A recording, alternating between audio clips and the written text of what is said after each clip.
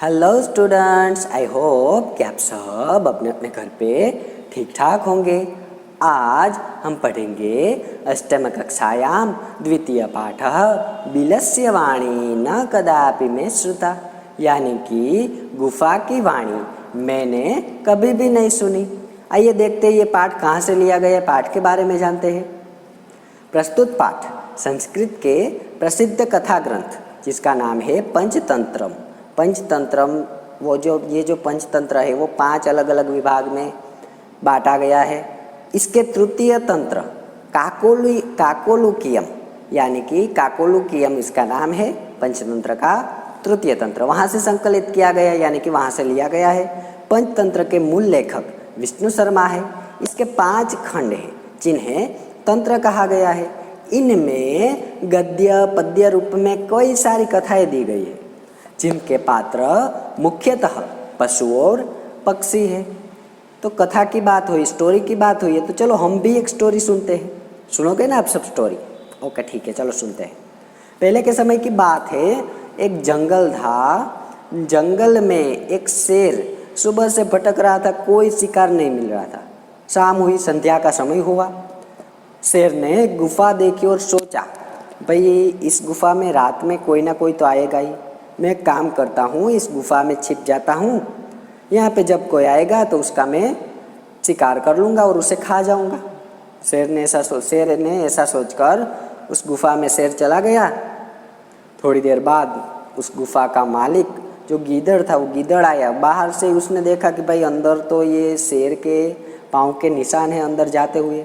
उसने अच्छी तरह से देखा तो उसे पता चला कि भाई अंदर जाते हुए निशान है, लेकिन फिर अंदर से बाहर आया वैसे कोई निशान नहीं है। अब मैं क्या करूँ? अगर शायद मैं अंदर जाऊँगा तो डेफिनेटली जो शेर है वो शेर मेरा शिकार कर लेगा और मुझे खा जाएगा।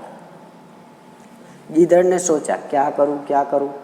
ऐसा सोचते सोचते गीदड़ को एक आइडिया आया और गीदड़ ने अपने आप थोड़ी गुफा से थोड़ा दूर गया और उसने आवाज़ लगाई। क्या लगाई?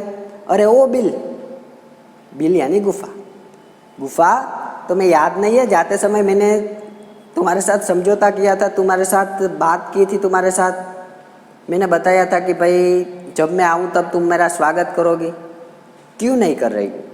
ऐसा गीदड़ ने बाहर से बोला। अंदर गुफा में कौन था? हाँ, गुफा में था शेर। शेर ने सोचा कि भाई शायद गुफा के साथ इसका समझौता हुआ होगा। मैं यहाँ पे हूँ इसलिए मेरे डर से शायद ये गुफा भी ना बोल रही हूँ। अब क्या करूँ? अगर गीदड़ अंदर आएगा तो ही मैं उसे खा पाऊँगा ना, बाहर जाऊँगा तो वो भाग जाएगा। फिर शेर ने सोचा कि मैं ही बोल देता हूँ अंदर से। जब शेर ने बोलने के लिए अपनी आवाज़ लगाई, गर्जना की, तो उस गर्जना से वो गर्जना पूरी की पूरी गुफा में गूंजने लगी। उसकी आवाज़ से ही, शेर की तो पहाड़ी आवाज़ होती है गर्जना शेर की, तो उस गर्जना से गीदड़ को भी पता चल गया कि अंदर भाई शेर है। डेफिनेटली ये बात कंफर्म हो गई। वो गीदड़ था, वो गीदड़ भाग गया। साथ साथ ही शेर की गर्जना सुनकर आजू बाजू के जो विस्तार था वो सारे विस्तार में शेर की गर्जना गूंजने लगी और सबको पता चल गया कि भाई यहाँ शेर है, यहाँ से दूर जाना ही ठीक है।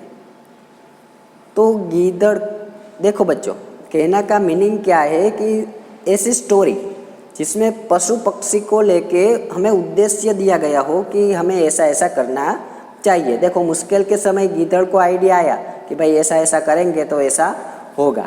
तो आप सबको भी इसी तरह से मुश्किल के समय में कैसे कैसे अपनी सोच को बढ़ाना चाहिए, इसके बारे में ऐसी सारी कथाएं दी गई है। तो आई होप कि आप सबको समझ में आ गया होगा कि इस स्टोरी का मोरल क्या है, कि हमें मुश्किल के समय अच्छी तरह से सोचना चाहिए। तो हम हमारे नेक्स्ट वीडियो में, यानी कि इस चैप्टर के पार्ट 2 में, वो देखते हैं कि संस्कृत में यही की गई स्टोरी कैसे कही गई है, उसके बारे में देखेंगे। Thank you.